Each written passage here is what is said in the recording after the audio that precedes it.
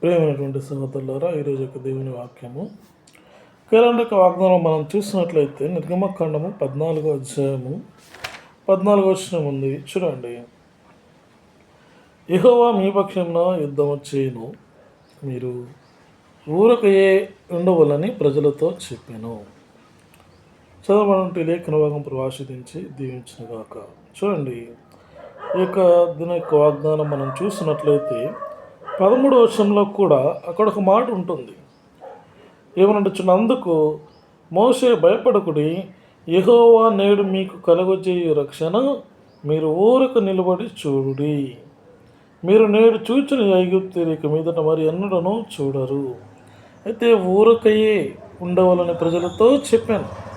అయితే మనము ప్రభు వైపు చూసి ఊరకనే ఉంటూ వచ్చినప్పుడు దేవుడు తానే ఆయన సమస్తమును జరిగించేవాడిగా ఉంటున్నాడు.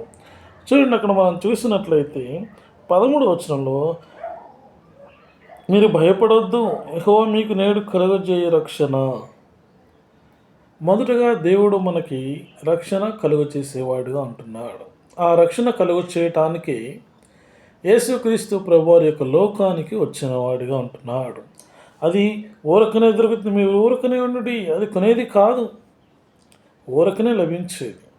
చూడండి, మత్తయి సువార్తను మనం చూసినట్లయితే మత్తయి సువార్తలో ఒక మాట ఉంటుంది. మత్తయి సువార్త 1వ అధ్యాయంలో రక్షణ గురించిన ఒక మాట ఉంటుంది.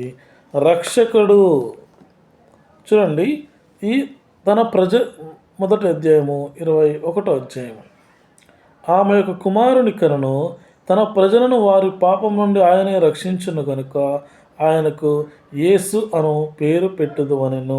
ఆయనే రక్షించును. దేవుడే మనకు రక్షణ కలుగు చేయవాడు.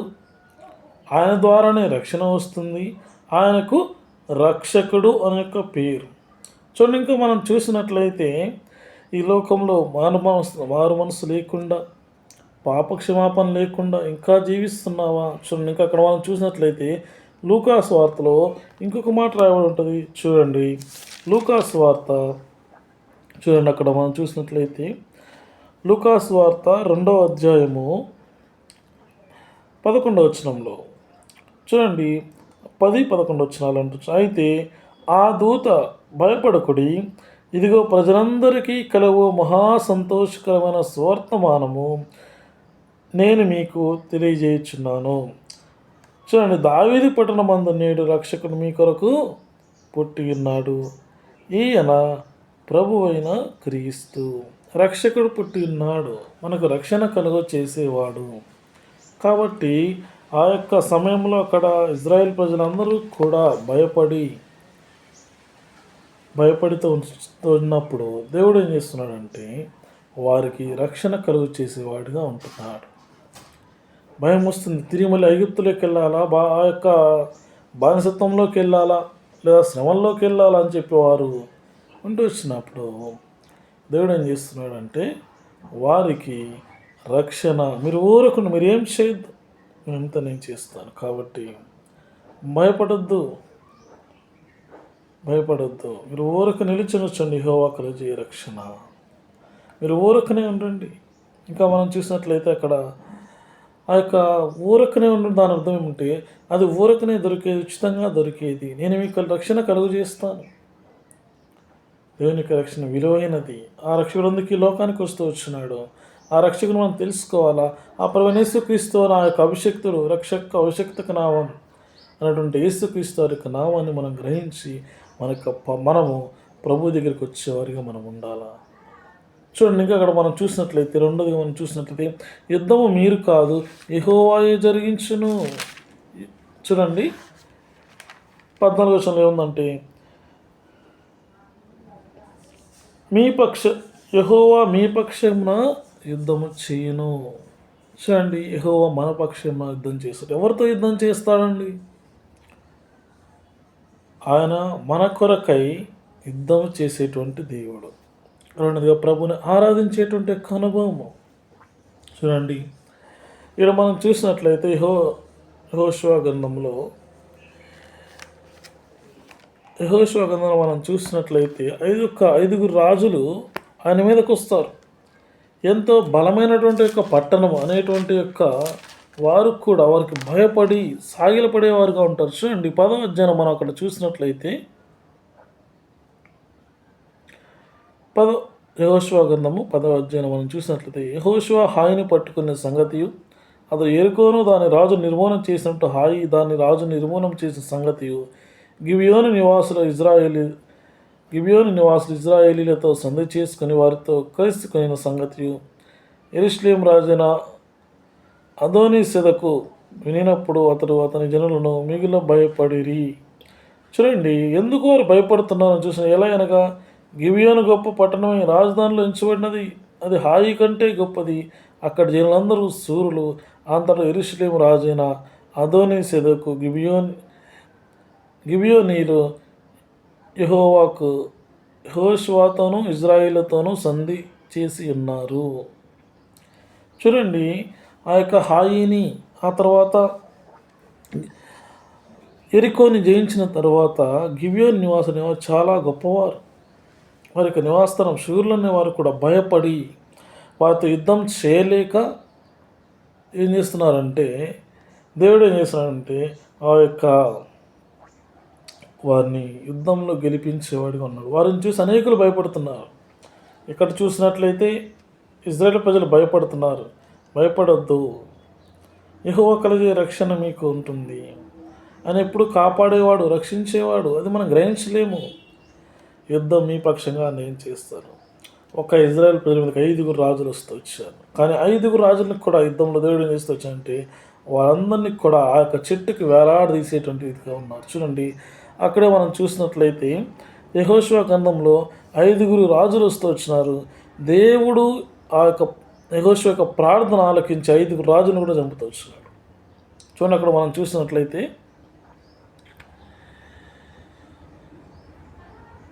12వ వచనంలో అక్కడ మనం చూసినట్లయితే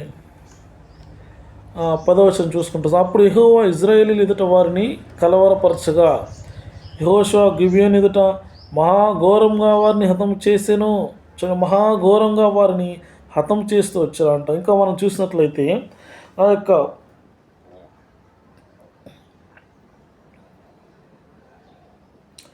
6వ వచనంలో చూసినట్లయితే 5వ వచనంలో కాబట్టి అమోరీల 5 రాజులను అనగా యెరూషలేము రాజును, హెబ్రోను రాజును, యార్మూతు రాజును, లాకీష్ రాజును, ఎగ్లోను రాజును కూడుకొని తాము తన సేనలన్నీ బయలుదేరి గిబియోను ముందర దిగి గిబియోనులో యుద్ధము చేసిరి.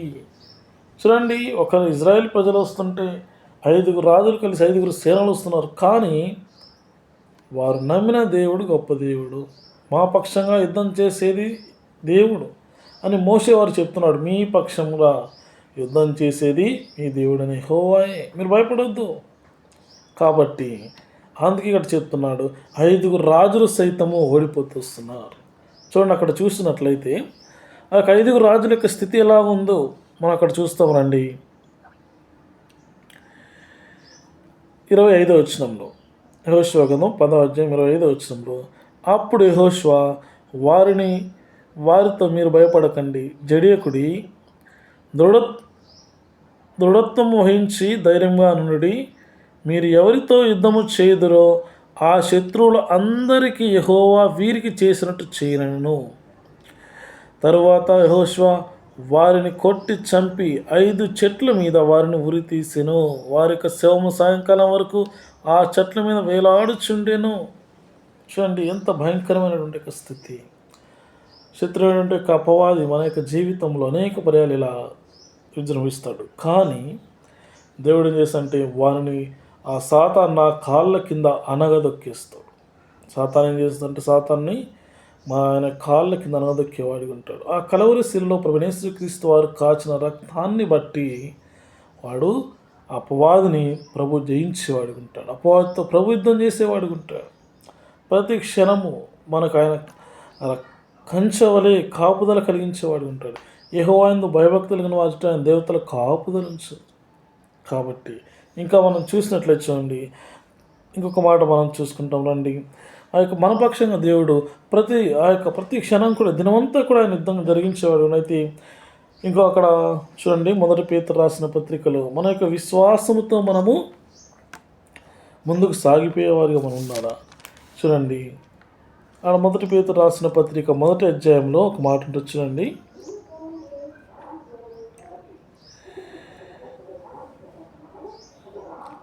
5వ వచనంలో, కడవరి కాలమందు బయలుపరచుటకు సిద్ధంగా ఉన్న రక్షణ మీ కలుగునట్లు విశ్వాసం ద్వారా దేవుని శక్తి చేత కాపాడబడు మీ కొరకు ఆ స్వాస్థ్యము పరలోకమందు భద్రపరచబడి ఉన్నది.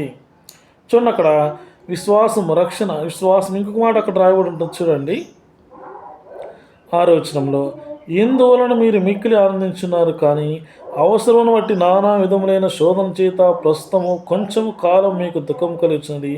నశించిపో సువర్ణము అగ్ని పరీక్షలను సిద్ధపరచబడుచున్నది కదా, దానికంటే అమూల్యమైన మీ యొక్క విశ్వాసము ఈ శోధనల చేత పరీక్షకు నిలిచినదై యేసుక్రీస్తు ప్రత్యక్షమైనప్పుడు మీకు మెప్పును మహిమయు ఘనత కలుగుటకు కారణమగును.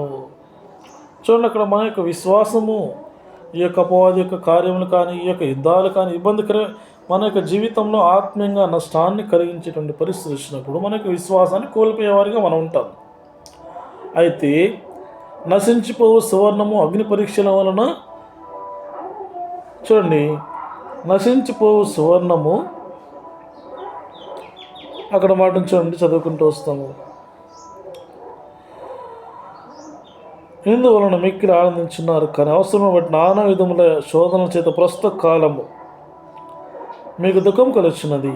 నశించిపోవు సువర్ణము అగ్ని పరీక్షల వలన శుద్ధపరచబడుచున్నది కదా, దానికంటే అమూల్యమైన మీ యొక్క విశ్వాసము ఈ శోధనల చేత పరీక్షకు నిలిచిందై యేసుక్రీస్తు ప్రత్యక్షమైనప్పుడు మహిమయు ఘనతయు మెప్పును మీకు కలుగుతుంది. విశ్వాసమును ఢాలుతో వాడిని ఎదిరించి పౌలు రాస్తూ మాట చెప్తాడు, విశ్వాసమును ఢాలును పట్టుకునండి. వాడేసే అగ్నిబాణాలు ఉంటాయి. వాడు యుద్ధం చేస్తూ వచ్చినప్పుడు అనేకమైన ఇబ్బందికరమైన పరిస్థితులు గుండా మనం వెళ్తూ వచ్చినప్పుడు ఆ విశ్వాసమును ఢాలుతో, అందుకంటే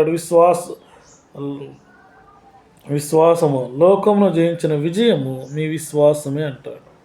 కాబట్టి మన విశ్వాసంతో ఏ రోజైతే ప్రార్థన చేస్తూ వస్తామో దేవుడే కార్యం జరిగించేవాడు ఉంటాడు. చూడండి, అక్కడ యెహోషువ యొక్క జీవితంలో కూడా అక్కడ యుద్ధం చేస్తూ వచ్చినప్పుడు ఒకటే ప్రార్థన చేస్తూ వచ్చినాడు. ఏమనంటే, సూర్యుడా నువ్వు గిబియోన్లో ఉండు, చంద్రుడా నువ్వు అయ్యోన్లో ఉండు. చూడండి, ఆ మాట మనం చూస్తాము. ఏమని యెహోషువ ప్రార్థన చేస్తూ వచ్చినాడంటే, యెహోషువ ఒకే ప్రార్థన చేస్తూ వచ్చినాడు. యెహోషువ గ్రంథం 10వ అధ్యాయంలో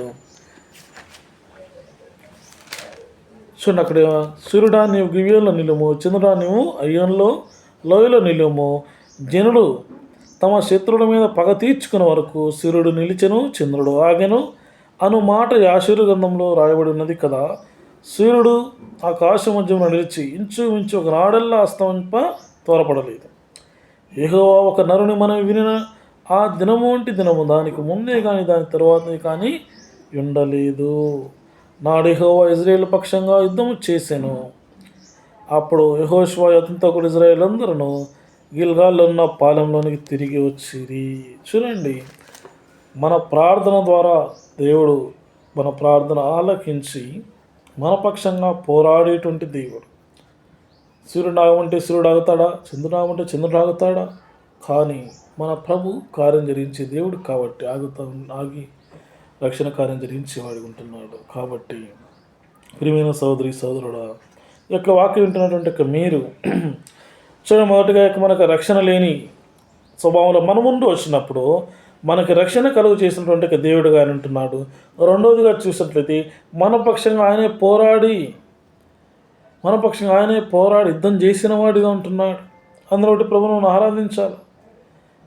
మూడవదిగా మనం చూసినట్లయితే మనల్ని విశ్వాసంతో, మనకు యుద్ధం వస్తుందని లేదా శత్రు అపవాదు చేస్తాడని అపవాదు మన మీద దాడి చేస్తున్న భయపడతాం కాదు, కానీ భయపడకుండా ధైర్యంతో ప్రభు వైపు నిలుస్తూ వచ్చినప్పుడు ఆయనే మనకి విశ్వాసాన్ని స్థిరపరిచి ప్రభు ప్రత్యక్షమైనప్పుడు మహిమ ఘనత మెప్పునిస్తాడు. ఇంకా చూసినట్లు విశ్వాసంతో మనము ఈ లోకంలో విశ్వాసమైనటువంటి డాలుతో మనం ముందుకు సాగిపోయేవారిగా మనం ఉండాలి.